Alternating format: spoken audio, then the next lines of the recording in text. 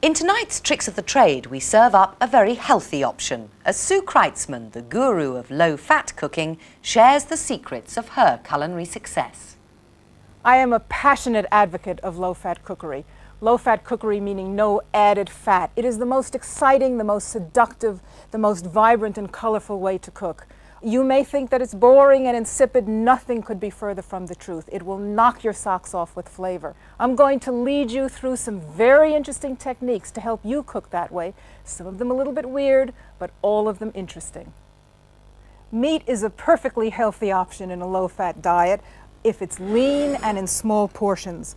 I'm going to use extra lean pork mince to make sausages. Or you could make it into little hamburger patties or even into little meatballs. Now the problem with using extra lean mince, you can buy it in the supermarket, you can mince it yourself, is that it usually makes a sausage that is dry and bitty, like trying to eat sawdust. So I've got a marvelous trick for you. Now I told you some of them are going to be weird, so just brace yourself for this one.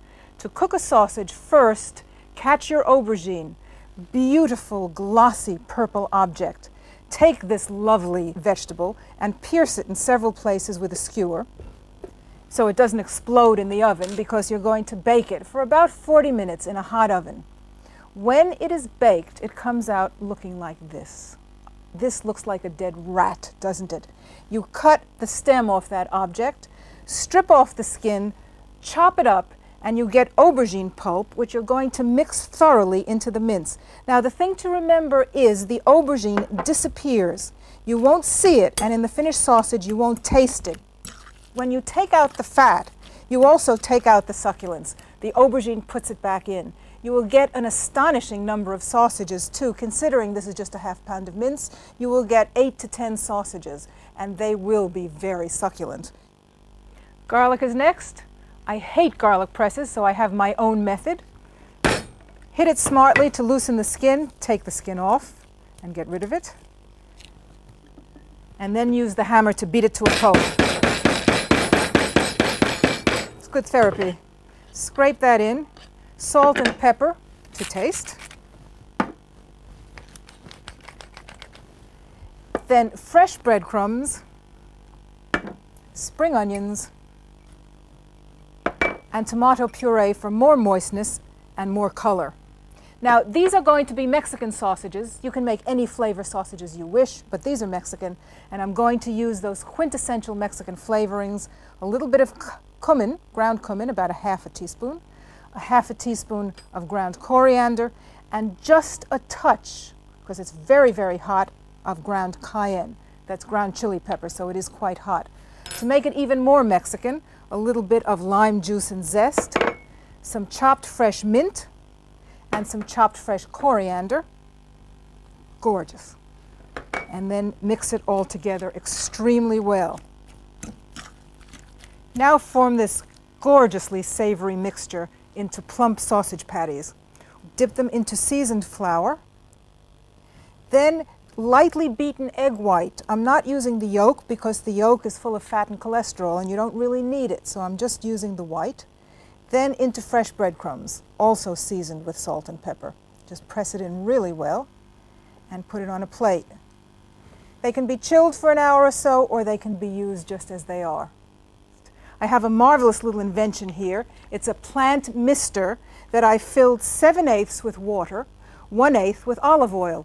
Extra virgin is fine. You can actually use any oil you like. So when it's time to pan fry something, as I'm going to pan fry these sausages, you shake and you spritz. Shake because they separate, and spritz. And then heat it briefly.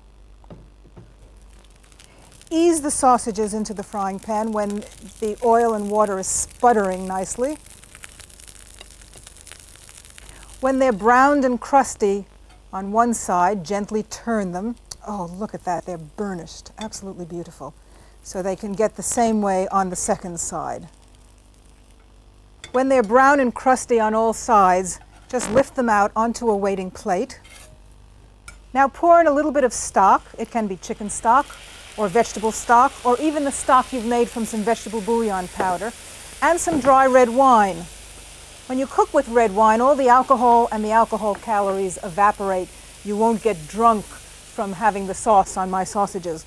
Then boil it up and scrape up all the brown bits on the bottom of the pan because that's where all the flavor is. That helps make it really delicious. After you've scraped, just gently put the sausages back in there. And let them simmer. They're going to pan braise in this liquid, turning them as they cook until they're glazed and golden and just dripping with good taste. Now, while they are cooking, I've used a very similar technique. I have some peppers, some raw peppers, which I've peeled, and I'm sautéing them in a mixture of wine and stock. I've used white wine here this time. The peppers will be a Technicolor garnish to the sausages. The sausages are done. They're absolutely gorgeous. All I need to do now is make a sauce. To make a luxurious sauce, you don't need any fat at all. All you need are vegetables.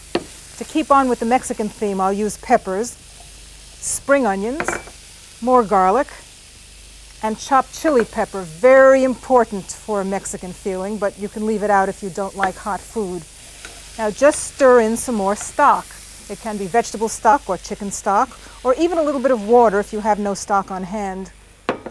And let that simmer until the peppers are very tender. Put it into the blender or the processor and reduce to a puree. To finish the sauce, simply pour it into a sieve and rub it through to eliminate the skins. The texture will be silken and lovely. I've made two sauces, one red, one yellow, exactly the same, just the color of the peppers have changed. So who says low-fat food is boring, that you will suffer pangs of denial? It's sumptuous, it's gorgeous, it's the sort of food you'll want to eat every day.